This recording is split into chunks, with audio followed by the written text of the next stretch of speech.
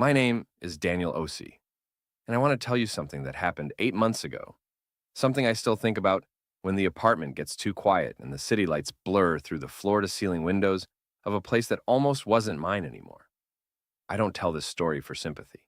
I tell it because the truth deserves to exist somewhere outside my own head. So, let me start at the beginning.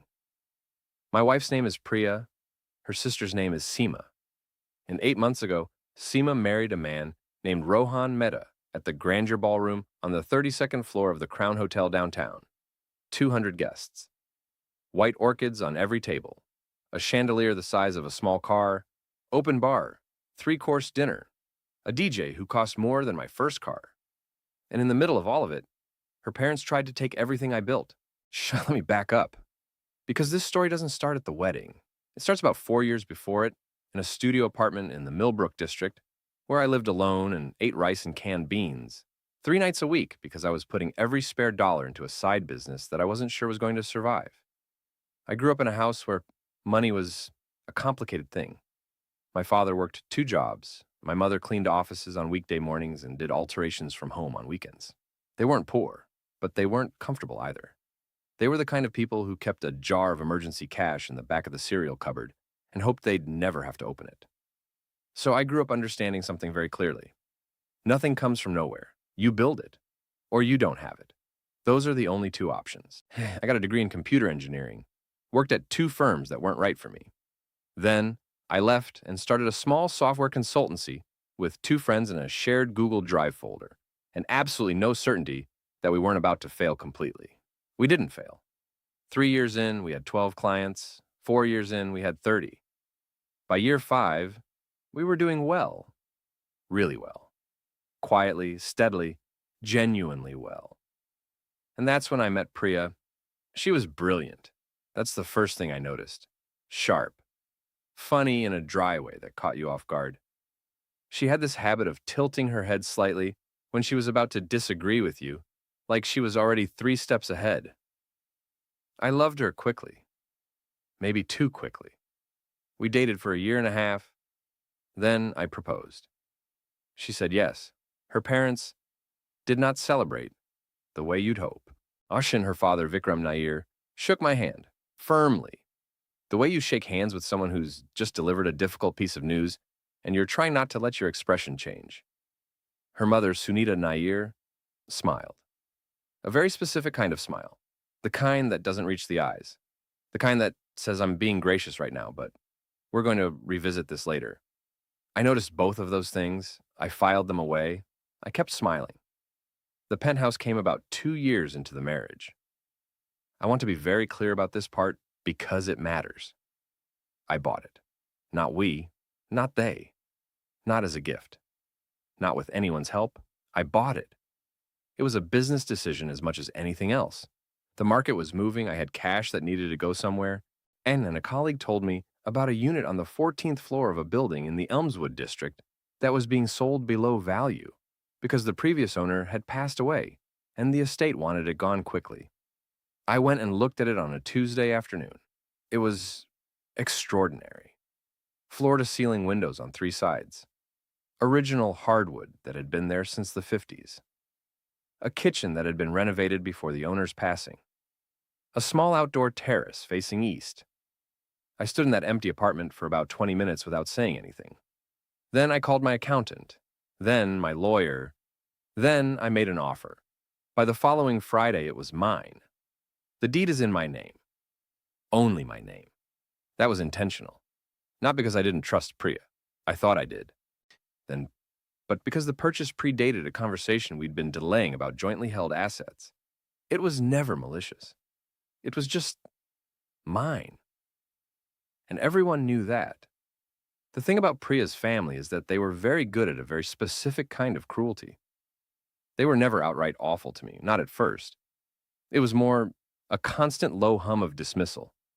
Vikram would ask about my business and then, before I'd finished answering, redirect the conversation to something his nephew did in finance. Sunita would talk about home furnishings or vacations or social events and refer to other couples, always wealthier couples, always with more prestigious surnames. The way some people reference a standard you should be working toward, and the comments about my background, those were light, casual, like little needles wrapped in politeness. Now, Daniel, you must find our family gatherings quite different from what you grew up with. Your parents did so well considering everything. Priya always had a way of seeing potential in people, considering everything, seeing potential. I heard what those sentences were actually saying, and I smiled. And I poured more tea. And I drove home afterward and sat in my car in the parking garage for 15 minutes before going inside. Priya knew. She knew how they treated me. We had that conversation maybe a dozen times over 4 years. She'd listen, she'd nod. She'd say things like, I know it's hard, but they mean well, or they're just old-fashioned, or... And this one I remember most clearly. Can you just not react? For my sake.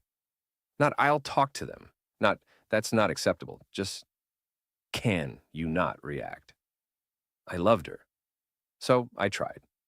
But love has limits when you keep being asked to make yourself smaller, to fit into a space that was never designed for you.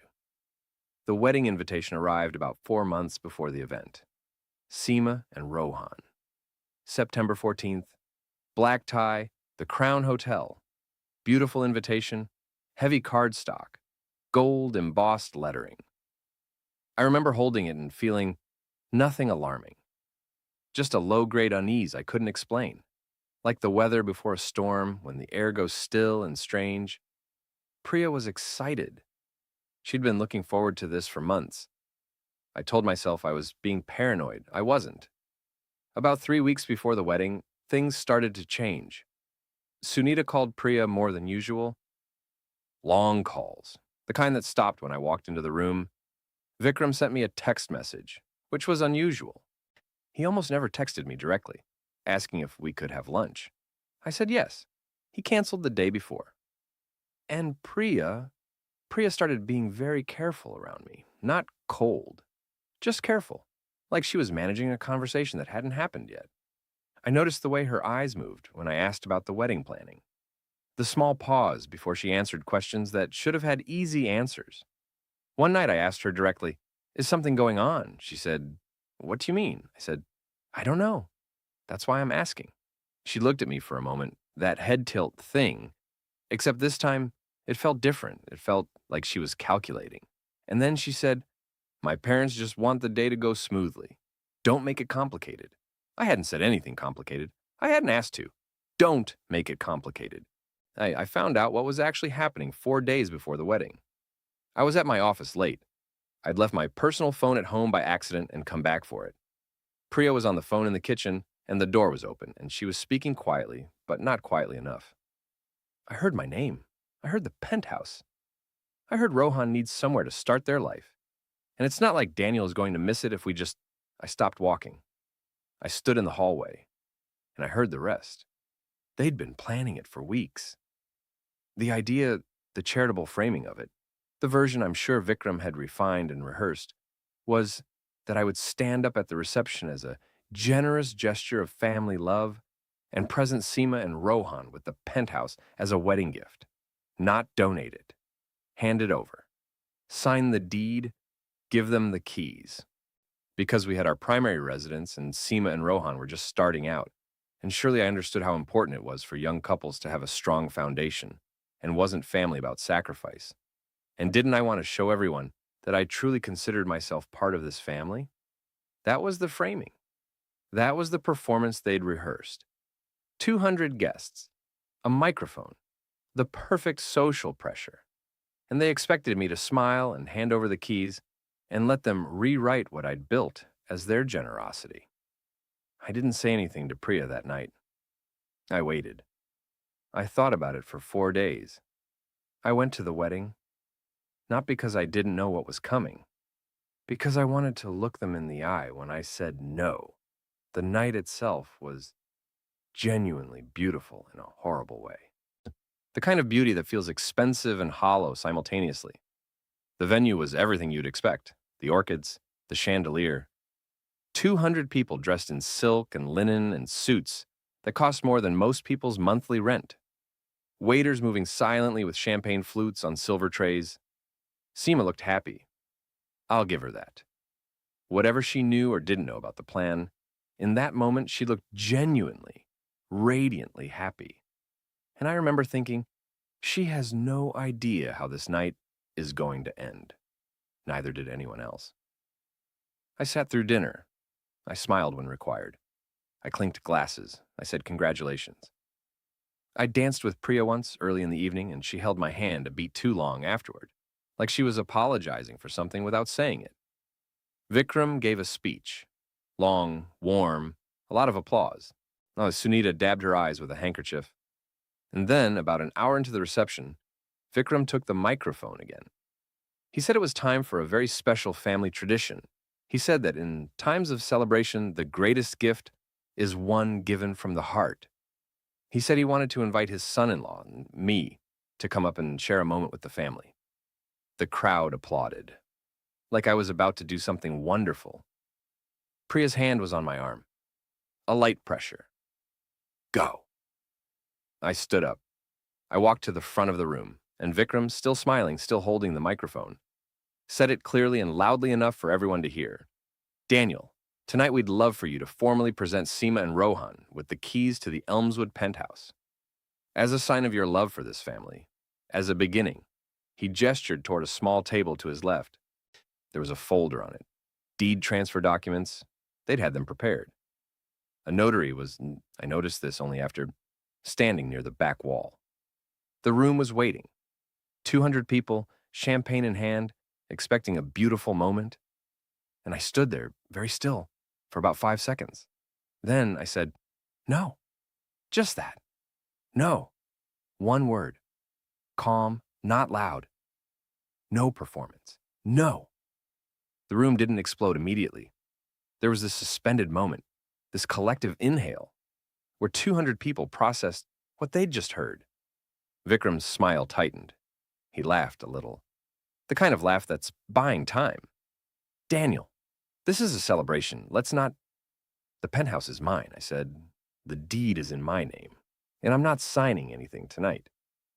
And then Sunita, who had been standing to my right, close enough that I could smell her perfume, leaned in toward me and said very quietly, in a voice meant only for me, "Don't you dare humiliate this family." I looked at her. I'm not humiliating anyone. I'm just telling the truth. What happened next? I still don't fully understand why it happened. In front of 200 people, at her own daughter's wedding. She slapped me. Not a weak slap. Not an impulsive flick of the hand. A full, open-palmed slap that snapped my head to the side and split the skin on my cheekbone, probably from her ring, and sent a sharp ringing through the left side of my skull. The room erupted, not in outrage, just noise, chaos. The sound of 200 people all reacting at once. I felt the warmth of blood on my cheek before I registered the pain. I didn't move. I didn't raise my hand. I didn't raise my voice. I didn't cry. I pressed 2 fingers against my cheekbone, looked at the blood on them. Then I looked at Sunita. She was shaking. Not with remorse, with fury, like she was surprised I was still standing there instead of handing her what she'd asked for.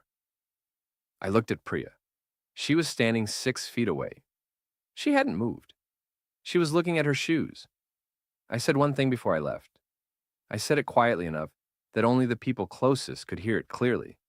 But in that silence, quietly was still loud enough. I said, "You just made the worst mistake of your life." Then I straightened my jacket, picked up my phone from the table where I'd left it, walked through the crowd, which parted like I was carrying something heavy, pushed through the ballroom doors, went out into the corridor, and found a quiet alcove near the elevator bay, and made a call. Her name is Margaret Osei. She is 71 years old. She is my father's older sister, and she is the single most formidable person I have ever known. She is also the reason I own the Elmswood Penthouse. Not because she gave it to me, because years ago, 13 years ago, when I was 26 and working my first corporate job and barely saving enough to think about anything long-term, she sat me down at her kitchen table and handed me a piece of paper and said, "This is everything I know about money. I want you to be the one who remembers it after I'm gone. She wasn't sick.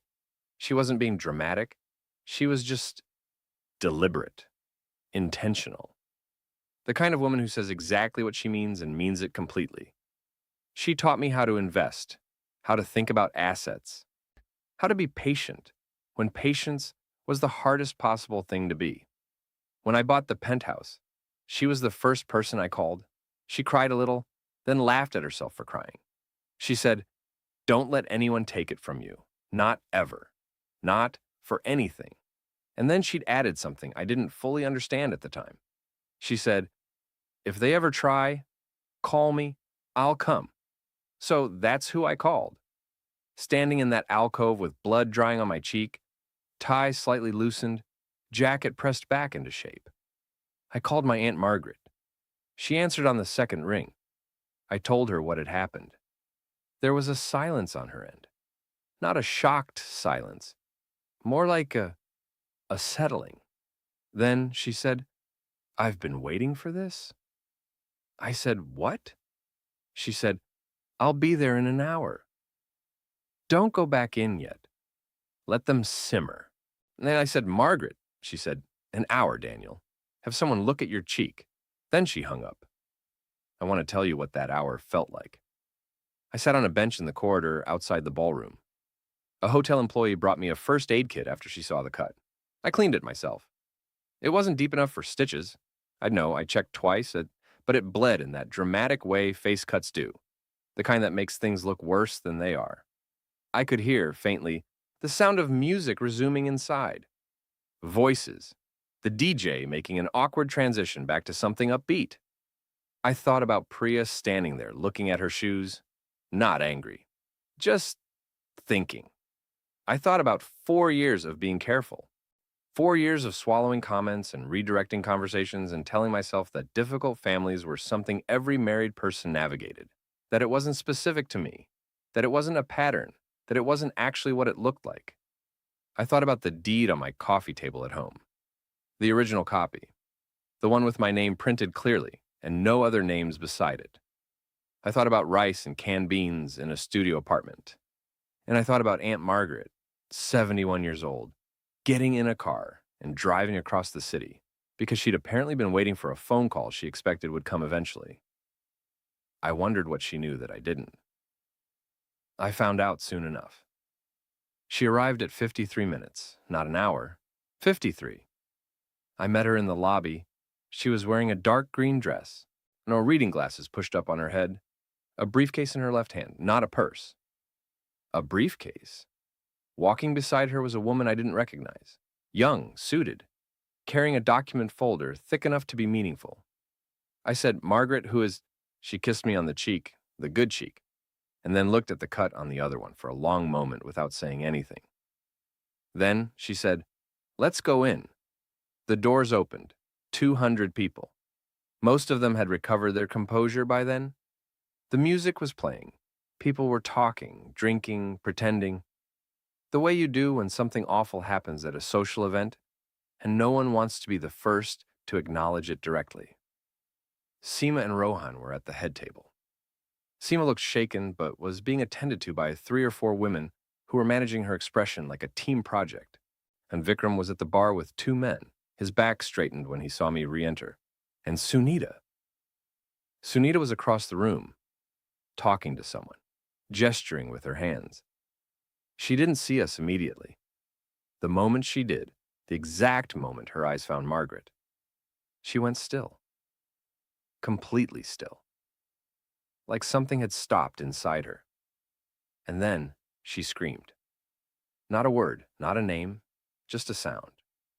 A sound that cut straight through the music and the conversation and the clinking glasses and stopped every single person in that room in place. Like she'd seen a ghost. I found out why.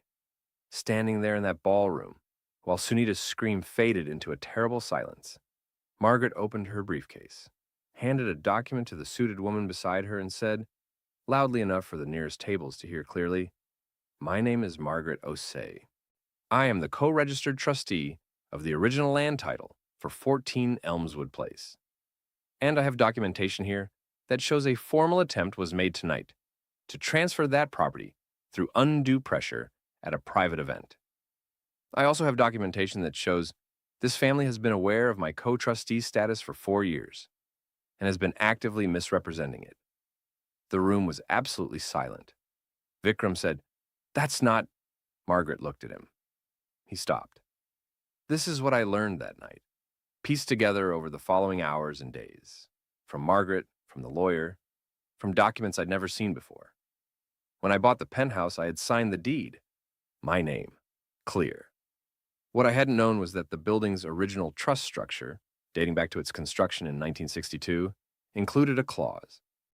A rarely triggered clause about property transfers within certain holding categories in that district. It was obscure, genuinely obscure. Most conveyancing lawyers wouldn't catch it without specifically looking. Margaret had caught it. When I told her I was buying the unit, she'd consulted a property attorney friend of hers, and they'd found it. And rather than alarm me or complicate the purchase, she'd quietly registered herself as co-trustee of that clause, which, under the 1962 structure, gave her a kind of oversight role over any deed transfers. It was legal, it was valid, and it meant that without Margaret's countersignature, any deed transfer from me to another party was incomplete, meaningless. She'd told no one outside her attorney, but Sunita had found out. That was the part that took my breath away. No, Sunita had been doing her own quiet research for 2 years. She'd hired someone, I never learned exactly who, to look into the ownership structure of the penthouse. They'd found the trust clause. They'd found Margaret's name. And rather than bring this to me, she'd reached out to Margaret directly. She'd told Margaret that I was planning to sell the penthouse and exclude Priya from the proceeds, that I was hiding assets, that I couldn't be trusted. She'd tried to get Margaret to remove herself as co-trustee, to step aside. Margaret had said nothing to Sunita, nothing. She had simply started keeping a record. Every communication, every implied threat, every carefully worded letter from Sunita suggesting that Margaret's involvement was complicating family matters and that it would be in everyone's best interest if Margaret stepped back. She'd kept all of it and brought it, in a briefcase, to a wedding at 53 minutes. Sunita was screaming because she understood, in the moment she saw Margaret walk through those doors, that the plan was over, that everything she'd built, the strategy, the documents, the notary standing near the back wall, the public pressure, the choreographed humiliation, none of it had ever been going to work, because Margaret had been there first, and Margaret had waited. I won't describe what happened next in clean narrative terms because it wasn't clean. Vikram started talking over Margaret. Sunita was crying and screaming alternately.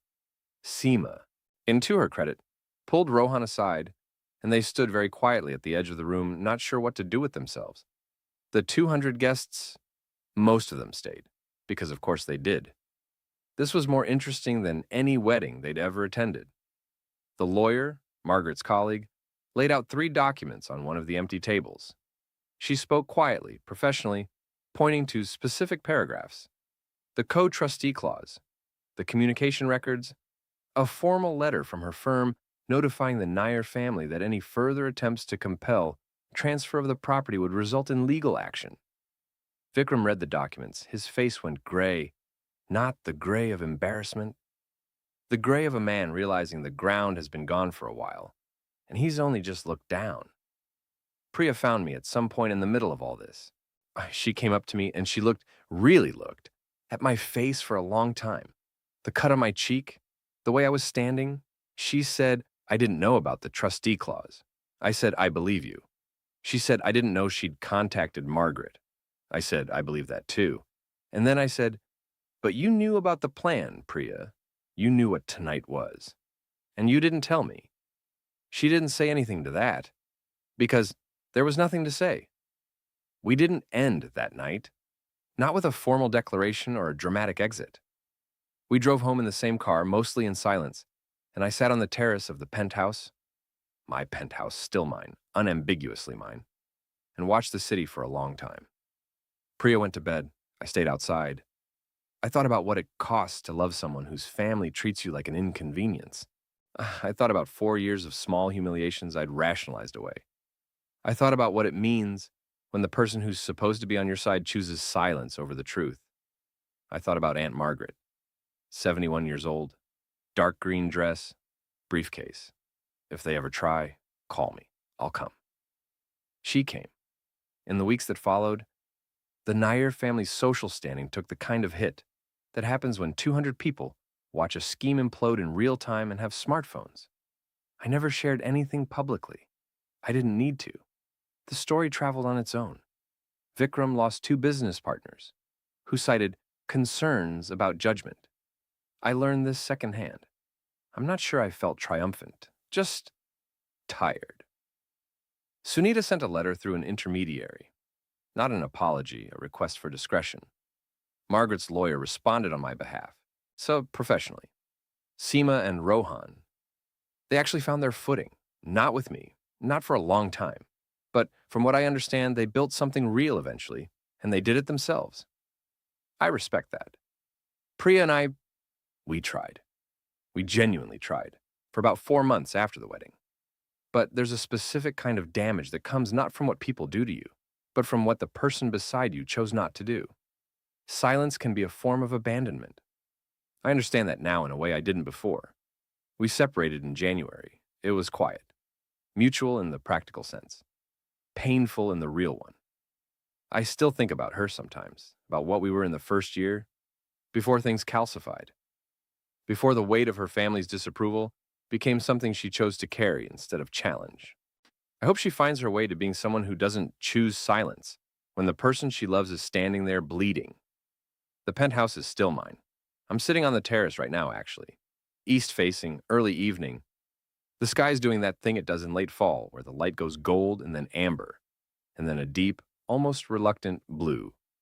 The hardwood floors are the same ones from 1962. The kitchen still has the renovation from before. The terrace is small, just big enough for 2 chairs and a plant that I keep forgetting to water and somehow doesn't die. Margaret has a key. She's the only other person who does. She came over last month and we sat out here, and she didn't ask me how I was feeling because she's not that kind of person. She asked me what I was building next. I told her. She listened without interrupting, which is the highest compliment she gives. Then she said, "Good."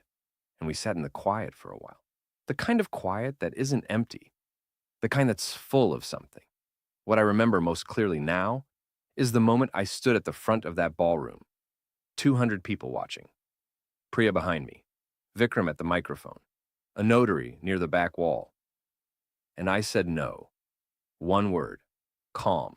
No. And the world didn't end. I didn't lose what was mine.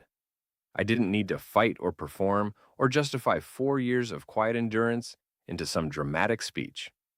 I just said no and meant it and kept meaning it even when the cost got higher. Here's what I want to say to anyone who recognizes themselves in this story. If you've ever been made to feel like a guest in your own life, like your success was an accident, your presence was conditional, your worth was something other people got to determine, I want you to know something. The people who tried to take what I built didn't lose because I was clever. They didn't lose because I had a hidden strategy. They lost because they fundamentally misunderstood what they were dealing with. They saw a man they'd convinced themselves they could pressure. They didn't see the man who ate rice and canned beans in a studio apartment for 2 years because he was building something. They saw an outsider who had something they wanted. They didn't see the woman in the dark green dress with a briefcase waiting for a phone call. They saw a social event as leverage. They didn't see that I'd walked in already knowing. The cut on my cheek healed completely. No scar. I thought there would be a scar. There isn't. And sometimes I touch that spot on my cheekbone in the morning and I almost can't find where it was. Which is, I don't know what that is. Maybe it's just biology. Or maybe it's the thing about wounds. The ones that are meant to break you. And sometimes they just close up. And you keep going. Quieter, clearer, with a key in your pocket that belongs to you. Only you. My name is Daniel O.C. I own the penthouse on the 14th floor of 14 Elmswood Place, I earned it. I kept it. And I'm not going anywhere.